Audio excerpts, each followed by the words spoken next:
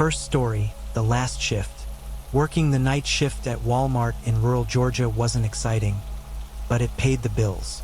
I'd been there for almost 3 years, and nothing ever really changed. The same faces, the same shelves to stock, the same long, silent hours between midnight and dawn. At least that's how it used to be. About 4 months ago, things started getting weird. Started small. A shopping cart would roll down an aisle on its own, or the lights in the back storage area would flicker when no one was around. It was easy to brush off at first. Old building, faulty wiring, you know how it is. But then the whispers started.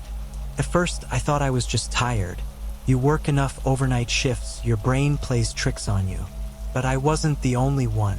Jerry, the janitor, swore he heard someone calling his name from the loading dock one night. No one was there.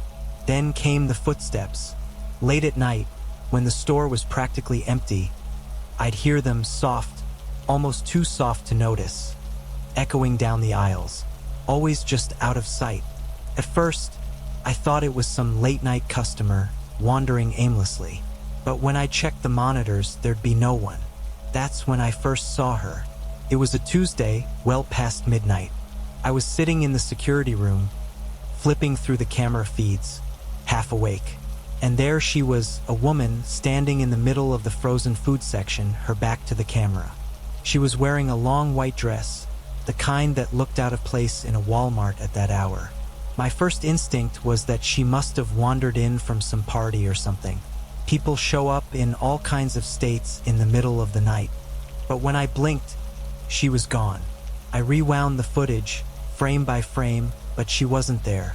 I didn't mention it to anyone at first. No need to sound crazy. But 2 nights later, I saw her again, this time near the entrance. Same dress, same blank stare, and just like before, she vanished the moment I tried to focus on her. After that, it became a regular thing.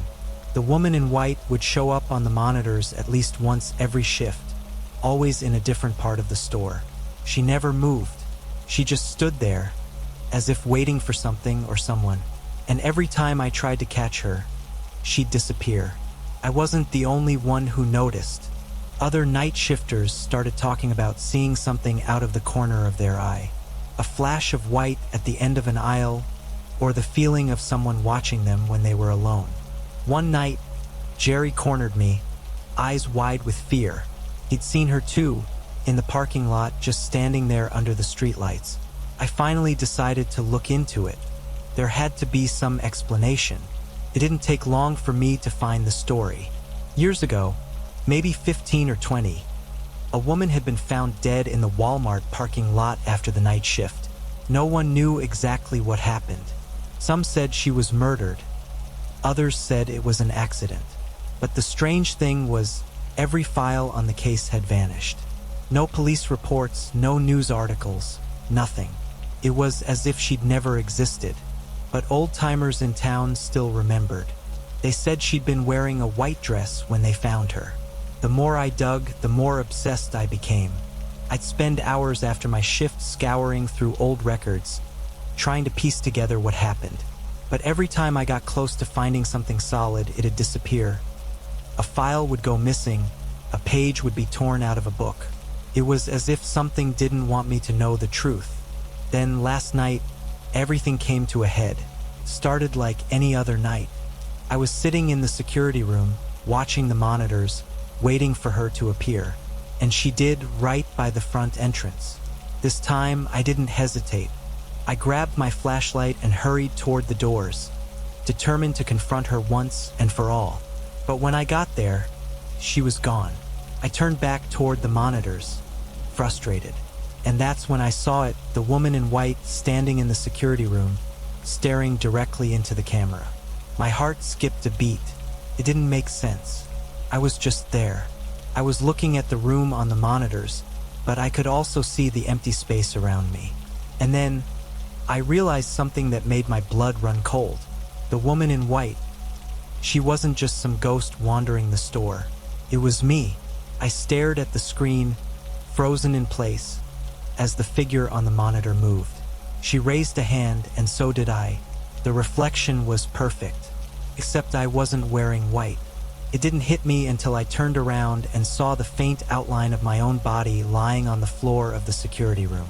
I tried to scream, but no sound came out. I tried to move, but I couldn't. I was stuck, trapped.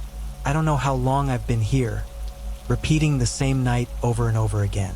The same routine, the same shift. I see the new hires come and go, and I watch them just like I watched myself all those months ago. And now, I'm always the last one to see the woman in white before I disappear again. Because the truth is, I never left the store, and neither will they. Second story, the aisle of deals. I never thought a quick trip to Walmart would change my life, or rather, end it. Looking back now, I should have known something was wrong from the moment I walked through those sliding glass doors. It was a Saturday afternoon in late October, the kind of chilly, overcast day where you'd rather stay home. But I needed a new TV, and I had seen an ad for a great deal at the local Walmart in Jefferson, Wisconsin. The moment I stepped inside, something felt off. The usual bustle of families, carts clattering, and overhead announcements was replaced by an unsettling quiet. Sure, there were people in the store, at least I thought there were, but everything seemed muted, like someone had turned the volume down on life itself. The fluorescent lights above flickered faintly, casting long, distorted shadows across the linoleum floors. I grabbed a cart and headed for the electronics section, weaving through aisles that felt eerily empty. As I walked, a strange chill crawled up my spine, like I was being watched. I shook it off as nerves or just the weird atmosphere. I've always been a bit jumpy, and Walmart at dusk wasn't exactly a place known for its charm. But this was different. About halfway through the store, I started hearing it, a faint whisper, like someone standing just behind me, muttering under their breath. Promotion of a lifetime. I stopped and turned around, expecting to see a cashier or another customer. But there was no one. The aisle behind me was empty. My skin prickled, but I told myself it was nothing. Maybe just the wind slipping through the automatic doors at the entrance. But the whispering continued. Every few steps, I'd hear it again. Faint, but unmistakable. Promotion of a lifetime. As I got closer to the electronics section, things started getting stranger. The aisles seemed wrong, like they were stretching, distorting, becoming longer than they should have been. I knew the layout of this Walmart. Hell, I'd been here dozens of times before. But now, the rows of shelves seemed to go on forever, curving in ways that made no sense. The overhead lights flickered more frequently, casting eerie strobes that made the aisles feel like they were shifting around me. Then, out of the corner of my eye, I saw movement, a shadow darting between the aisles. I stopped, heart pounding, and turned to face it, but there was nothing there. Just racks of discounted Halloween decorations and a row of candy that seemed to stretch far longer than it should have. I tried to laugh it off, but the unease was creeping into my bones. I started walking faster, determined to grab the TV and get the hell out of there.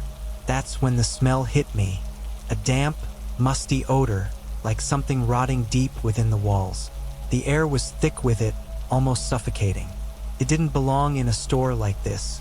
I pressed on, trying to ignore the sensation that I was walking into something I didn't understand. Finally, I reached the electronics section, or at least what should have been the electronics section. But the shelves were different. The aisles, the TVs, everything looked warped, like they had been twisted, stretched beyond recognition. The displays were dim, and the TVs flickered with static, showing distorted images that shifted too quickly for me to comprehend. There was no sign of the TV I had come for, no sign of any familiar brands or labels, just emptiness. And that whisper, it was louder now, circling around me, though I couldn't pinpoint the source. Promotion of a lifetime. Promotion of a lifetime. Panicking, I turned to leave, to retrace my steps, but the aisles didn't lead back the way they should have. I couldn't see the front of the store anymore. It was like I had wandered into a maze, an endless, twisting labyrinth of shelves, products, and flickering lights that led nowhere. Every turn brought me back to the same spot.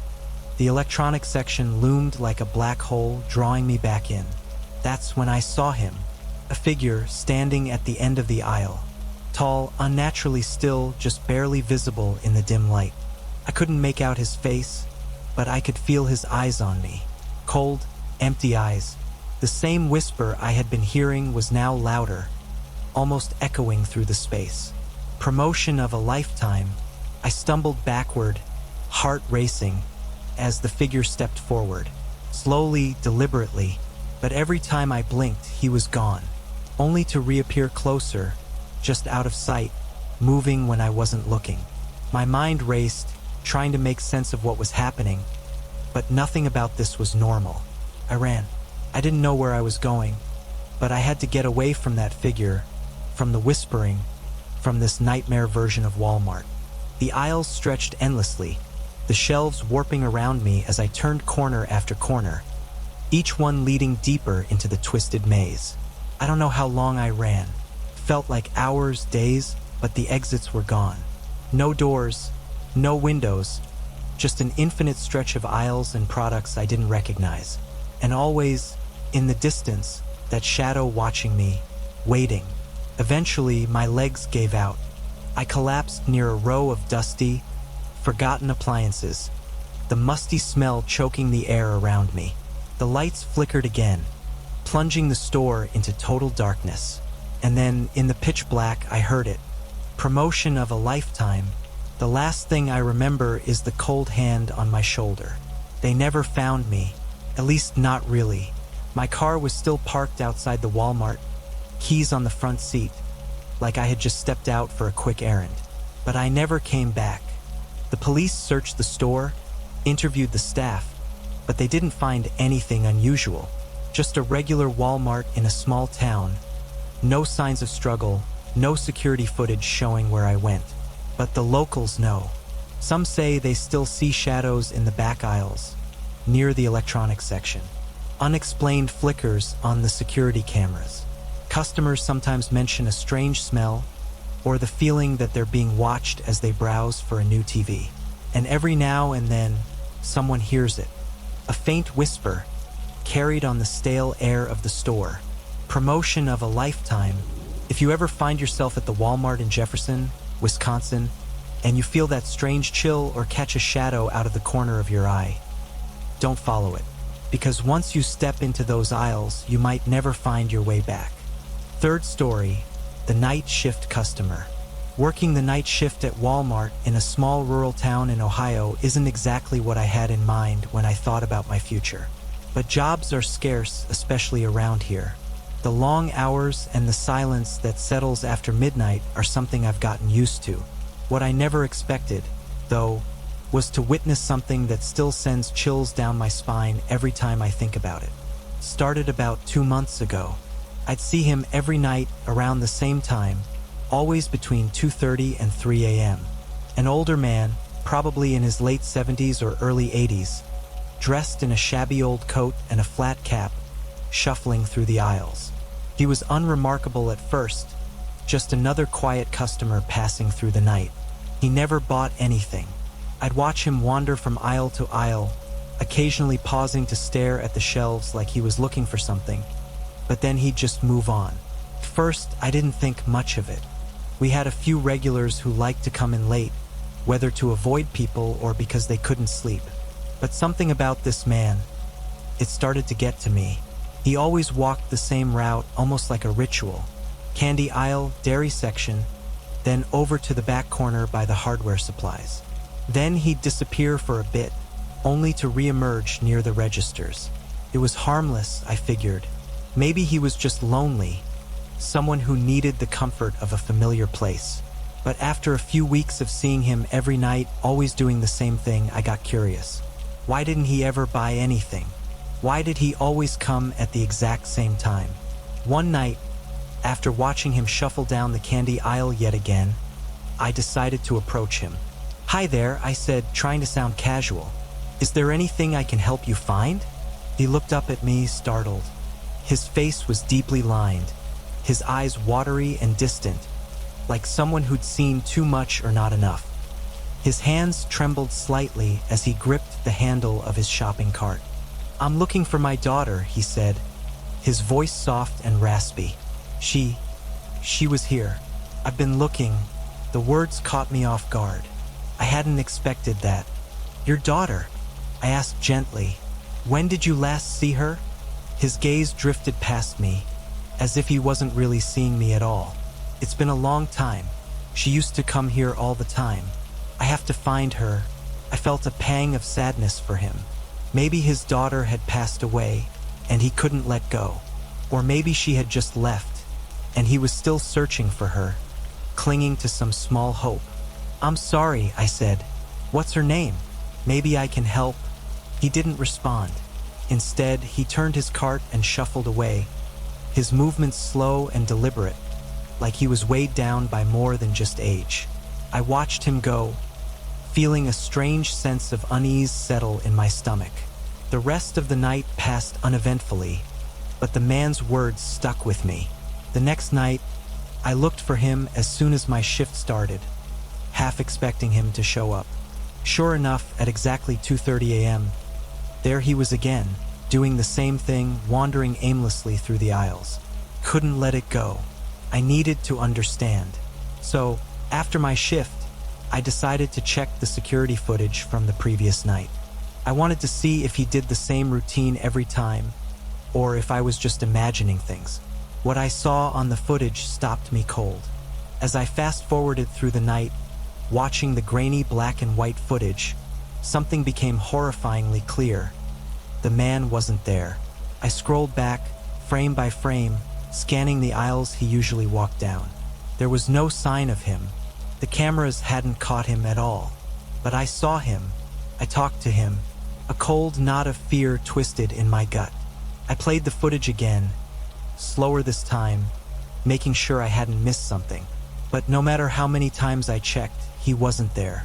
I wasn't sure what to do, so I mentioned it to one of the older employees, Sheila, who'd been working at the store for years. She gave me a strange look when I described the man. "You said he was looking for his daughter?" she asked, her face paling. "Yeah," I replied. "Why?" Sheila shifted uneasily, glancing around like she didn't want anyone else to overhear. "That sounds like Mr. Whalen. He used to come in here all the time years ago after his daughter disappeared. The poor girl went missing one night, and no one ever saw her again. The cops searched, but there was nothing to go on. Mr. Whalen would come by the store, asking if anyone had seen her. Drove him mad. He died in a car accident about, 20 years ago now." I stared at her, my mouth going dry. "That's not possible," I said. "I've seen him, talked to him." Sheila shook her head. "You can't have. He's been dead a long time." The more I thought about it, the more unsettled I became. I went home that night, but I couldn't sleep. I kept hearing his voice in my head, that soft, broken plea. I have to find her. The next night, I decided to do something that, in retrospect, was incredibly stupid. I looked up old news articles about Mr. Whalen's daughter, hoping to find some kind of closure to the story. Her name was Emily Whalen, and she'd been missing since 1992. There was a photo of her, bright eyes, dark hair. She couldn't have been more than 20, but she was never found. I don't know why I did it, but I went back to the store that night after hours to check the security footage one more time. I thought maybe I'd missed something. Maybe there was some logical explanation. But as I scrolled through the footage again, my blood ran cold. This time, I wasn't just looking for Mr. Whalen. I was looking for his daughter, and I found her. She appeared in the footage, standing in the same aisle where I had first spoken to the old man. Her face was blurry, distorted by the grainy quality of the tape, but it was her, Emily. She stood there, motionless, staring at the camera. I backed away from the screen, my heart pounding. What was happening? How was this possible? I wanted to stop. I should have stopped, but something kept pulling me back. I returned to the store on my next shift, determined to confront him. I had to know the truth, and sure enough, at 2:30 a.m., there he was again, shuffling through the aisles, his head bowed. This time, I followed him, watching as he made his way to the same corner of the store. "Mr. Whalen," I called out, my voice shaking. "I know who you are. I know what happened to your daughter." He stopped, his back still turned to me. "She's gone," he whispered, so softly I could barely hear him. "I've been looking for her for so long." I stepped closer, my skin prickling with fear. "She's not here. She's gone." He slowly turned to face me, and for the first time, I saw something in his eyes, recognition, a flicker of understanding. And then, just like that, he was gone. He vanished, right in front of me, leaving nothing but an icy chill in the air. I thought that would be the end of it, that maybe by acknowledging what had happened, I had somehow set him free. But I was wrong. A few nights later, something changed. I was watching the security cameras during my break, scrolling through the feeds out of habit. And that's when I saw her, a new figure, a young woman with dark hair and bright eyes, walking the aisles. She never bought anything, just wandered, like she was looking for something or someone. Emily. I don't know why, but now it's her. Every night, like clockwork, she appears, just like her father did, walking the same path, searching. And I know deep down that she's waiting for the next one to find her. Fourth story, the voice on the intercom. I took the job at the Walmart in Gainesville, Florida, because I needed the money, plain and simple. It wasn't glamorous, but it was steady. Plus, the night shift stocking shelves had its perks, mostly that no one bothered you. It was quiet, easy work, and I could slip in my earbuds and zone out for most of the shift. Things were normal for the first few weeks. I'd come in just before midnight, head to the back room to grab boxes, and get to work stocking the shelves until the sun came up. But that changed on a Tuesday night, just after 2 a.m. I was in the electronics section, breaking down boxes of cheap headphones, when I heard it. The intercom crackled to life, but the message wasn't the usual pre-recorded announcement or a call for assistance. It was static, like someone was fumbling with the system, followed by what sounded like a faint whisper. "Jake." I froze for a second, convinced I hadn't heard right. It was the middle of the night, and I was alone in the aisles. Maybe it was just a glitch in the system. I ignored it and went back to work. But then it happened again. The same crackling, the same whisper, but this time louder. "Jake?" I stood up straight, staring at the ceiling speakers. My heart started racing. It wasn't possible. No one was supposed to be using the intercom this late, and no one in the store should have been messing with me. I was the only one working in this section. I shrugged it off, chalking it up to faulty equipment. Maybe the system was malfunctioning.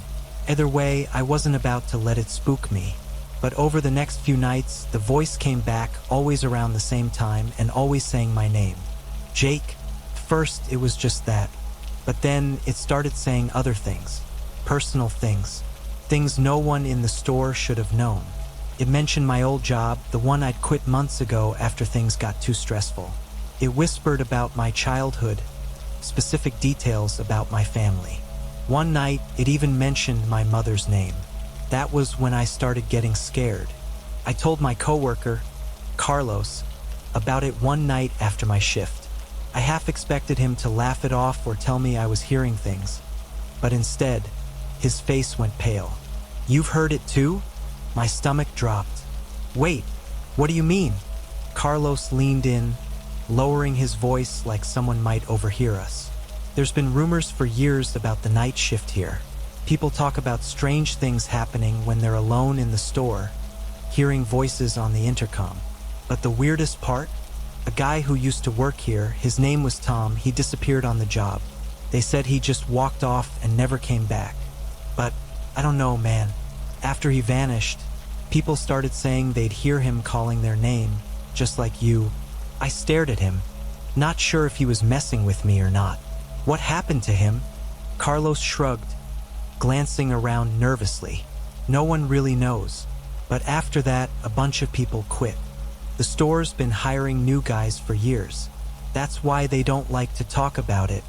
I didn't believe him at first, Or maybe I didn't want to believe him, but the more I thought about it, the more it made sense.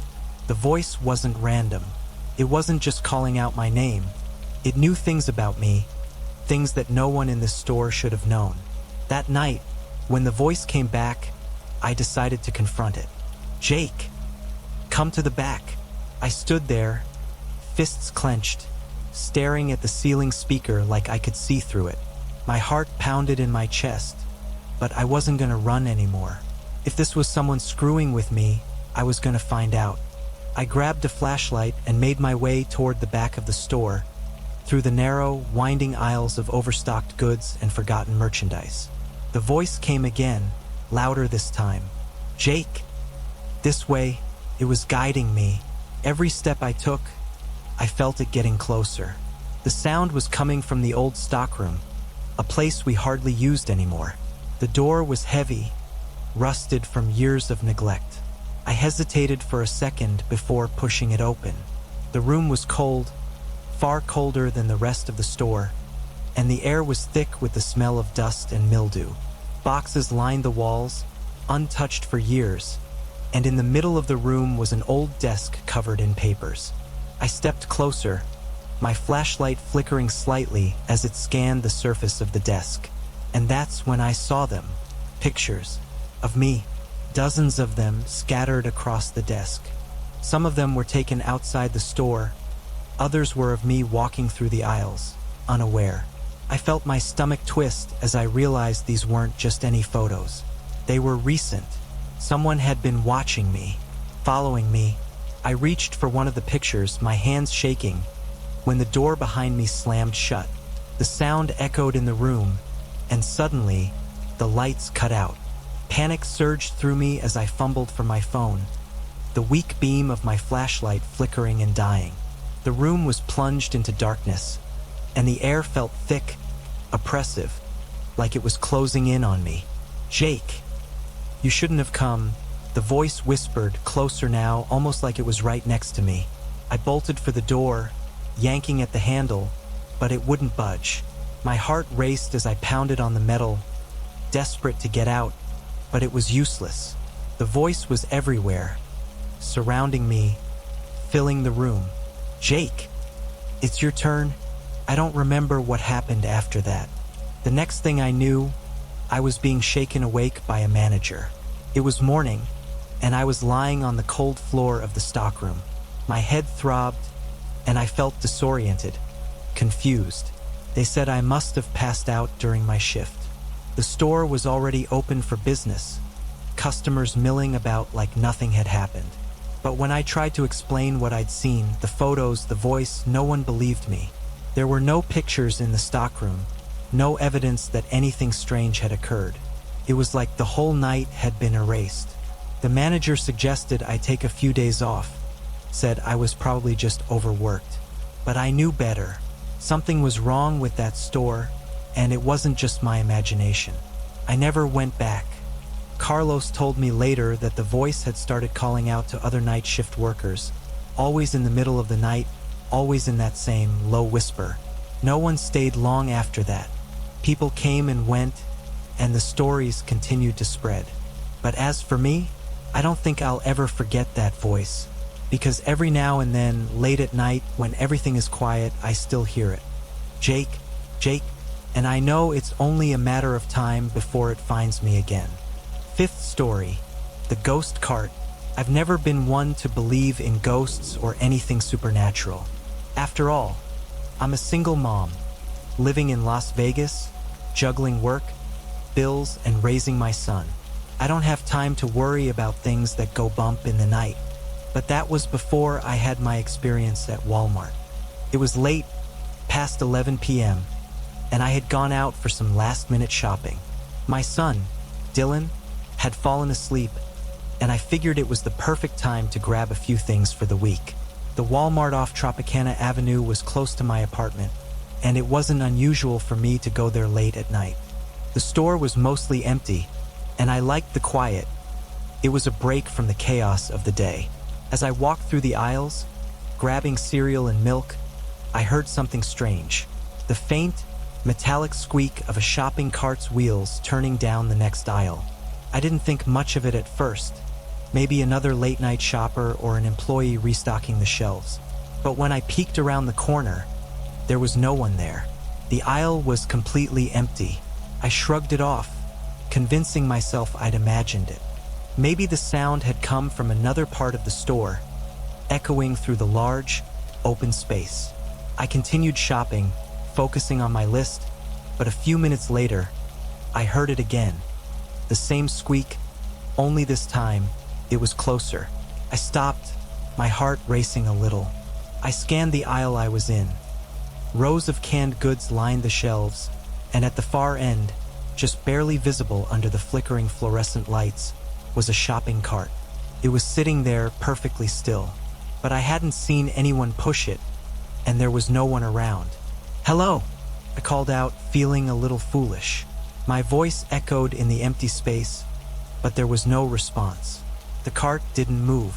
I shook my head, trying to shake off the unease that was creeping up my spine. I told myself it was just someone playing a prank, maybe one of the stock boys messing around. I turned and walked quickly to the next aisle, determined to finish my shopping and get out of there. But as I moved from aisle to aisle, I started noticing it more. The sound of that cart, always just behind me, always close but never quite in sight. The squeaking, the soft rattling of the wheels, like it was following me, mirroring my movements. I finally stopped near the checkout area, trying to calm my nerves. I glanced around, trying to spot any other customers, but the place was practically deserted. Just a cashier at the far end, bored and scrolling through her phone. I turned back toward the aisles, and that's when I saw it again. The cart was right there, only a few feet away, sitting motionless in the middle of the aisle as if someone had just abandoned it. My throat tightened. I hadn't heard it roll up. I hadn't seen anyone push it. It was just there. I stared at it for a long moment, trying to rationalize it. Maybe someone had left it behind, or maybe my mind was playing tricks on me after such a long day. But as I took a step toward the exit, the cart moved. Just a little, just enough for the wheels to squeak. That was enough for me. I tossed the last few items into my basket and hurried toward the self-checkout stations, my heart pounding. I could feel the anxiety building in my chest, my hands trembling as I scanned the groceries as quickly as I could. I didn't care about the strange looks the cashier gave me. I just wanted out. As I made my way to the parking lot, I glanced over my shoulder one last time. The cart was gone. The aisles were empty again, and the strange, oppressive feeling I'd had inside the store seemed to lift.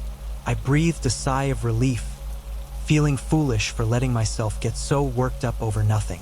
But when I stepped into the parking lot, the relief vanished. There, parked next to my car, was the cart. I froze, my breath catching in my throat. It was the same one. I knew it. The same metal frame, the same scuffed-up wheels. It sat there, motionless, as if it had been waiting for me. I wanted to run. Every instinct in my body told me to just drop everything and run. But I was rooted to the spot, my heart hammering in my chest as I stared at the cart. It didn't make sense. There was no way it could have followed me out here. Slowly, I forced myself to move, taking cautious steps toward my car. I kept my eyes on the cart, half expecting it to lunge at me, to start rolling again. But it didn't. It just sat there, silent and still. I fumbled with my keys, trying to unlock the door, my hands shaking so badly I could barely grip them. Finally, I managed to get the door open, and I jumped into the driver's seat, slamming the door behind me. I locked the doors, my breathing ragged as I glanced through the windshield. The cart hadn't moved, but just as I reached for the ignition, it happened. The cart jerked forward, slowly at first, as if being pulled by something unseen. It picked up speed, rolling toward my car, its wheels screeching against the asphalt. I screamed, throwing the car into reverse just as the cart slammed into the side of my vehicle with a loud bang. I slammed on the gas, reversing out of the parking spot, my heart racing so fast I thought it might explode. I could barely see through the tears that blurred my vision as I swerved out of the lot, the screech of the cart still echoing in my ears. When I finally looked back, the cart was gone. I didn't tell anyone what happened that night. Who would believe me? I barely believed it myself. I avoided that Walmart after that, opting for a different store across town, trying to forget the whole thing. But a few days later, something else happened. I was reading the local news online when a headline caught my eye. Woman found dead in Walmart parking lot, victim of hit and run. My stomach dropped as I read the details. The same Walmart, the same parking lot where I'd seen the cart. The article mentioned that witnesses reported hearing a loud crash, but no one had seen the car that hit her. I don't know what really happened that night, but I can't shake the feeling that the cart wasn't done. And now someone else had paid the price. I can still hear the squeaking sometimes, late at night when I'm alone, as if it's following me, waiting for the right moment to reappear. Whatever was haunting that parking lot, I think it's still out there, and I'm terrified it's coming for me next.